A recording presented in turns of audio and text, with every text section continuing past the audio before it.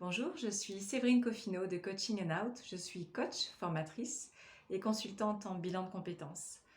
Aujourd'hui, j'étais en train de préparer une formation sur la gestion du stress et notamment sur comment prioriser pour justement éviter de stresser. Et je suis retombée sur une histoire que vous connaissez peut-être, mais qui est très très éclairante sur la manière de gérer nos priorités et notamment de gérer l'écologie, notre propre écologie.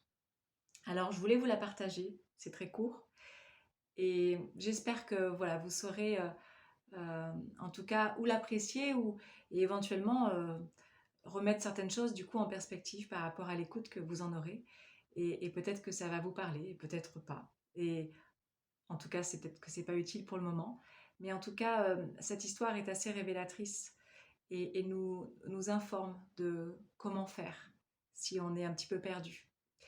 C'est en fait l'histoire d'un vieux professeur qui a en face de lui une classe de gens très très brillants, très intelligents. Et il sait que pour leur donner ce cours sur la gestion des priorités, il n'a qu'une heure devant lui. Alors il va falloir qu'il soit très pragmatique, très synthétique. Et il décide non pas d'utiliser un support de cours classique, mais de faire une expérience. Et il l'annonce à ses élèves en face de lui. Voilà, je vais réaliser une expérience. Alors il prend une espèce de grand récipient en verre, transparent, et puis il prend des gros galets, des gros galets, et puis il commence par mettre ces galets les uns après les autres dans ce grand récipient. Et puis une fois que le dernier galet a atteint le sommet du récipient, il pose la question à ses élèves en disant, voilà, selon vous, est-ce que ce pot est plein? Et les élèves répondent à l'unisson de manière très très brillante, oui monsieur, il est plein. Alors le professeur prend un sac qu'il avait à côté de lui, rempli de gravier, et vient petit à petit déverser ce gravier dans ce récipient.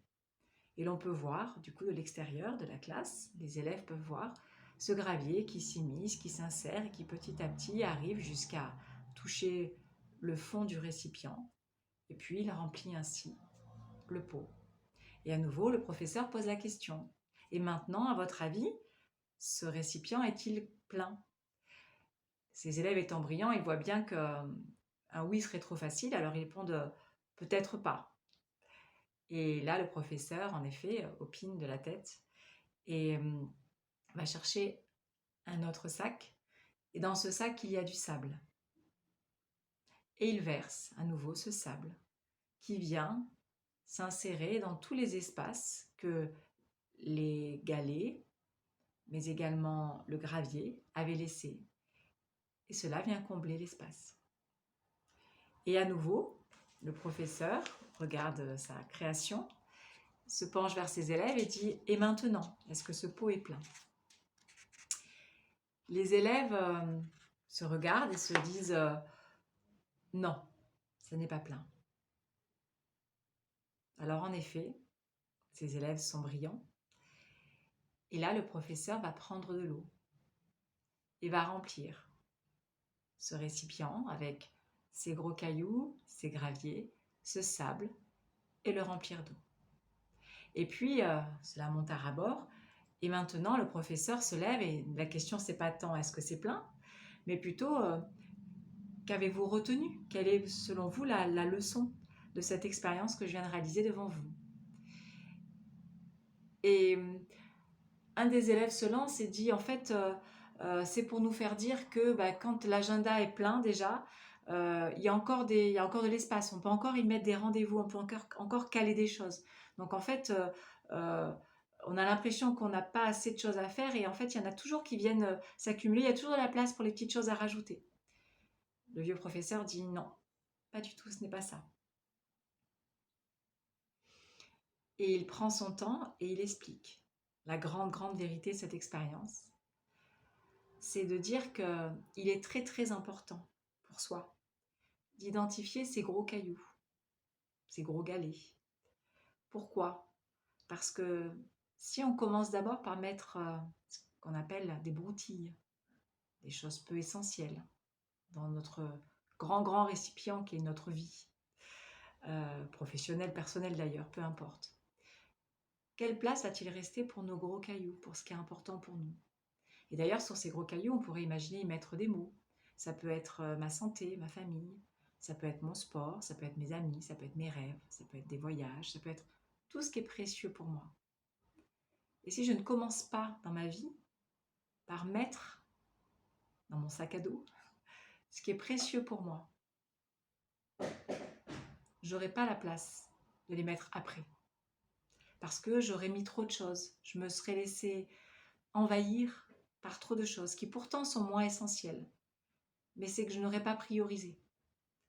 Donc cette expérience, elle dit tout simplement que il faut mettre nos gros cailloux, ce qui est important, ce qui est précieux pour nous, d'abord.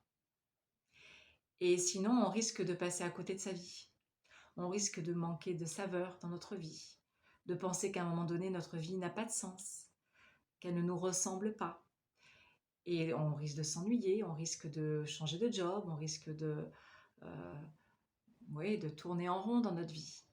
Alors en fait, cette expérience-là nous montre juste comment juste refaire les choses dans le bon ordre pour essayer en tout cas d'avoir plus de plaisir, plus d'alignement avec nos valeurs, avec nos besoins, avec ce qui est important et précieux pour nous. Et qu'après, il y aura toujours un petit peu de place pour le reste, mais qu'en tout cas, l'essentiel sera déjà là. Voilà, j'espère que cette expérience, cette histoire, vous aura plu et surtout euh, peut-être allumera en vous certaines petites étincelles ou ça viendra peut-être amorcer des prises de conscience.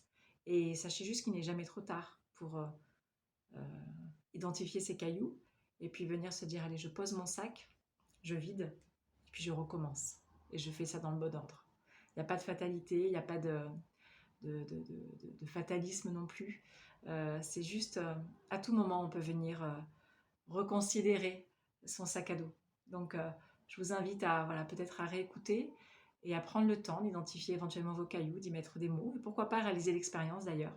C'est assez intéressant de le faire également en vrai. Et puis, et de ressentir comment vous êtes en faisant ça, qu'est-ce que ça dit de vous, et comment ça vient peut-être transformer déjà certaines choses en vous. Je vous remercie beaucoup pour votre écoute, et je vous dis à très bientôt. Prenez soin de vous. Au revoir.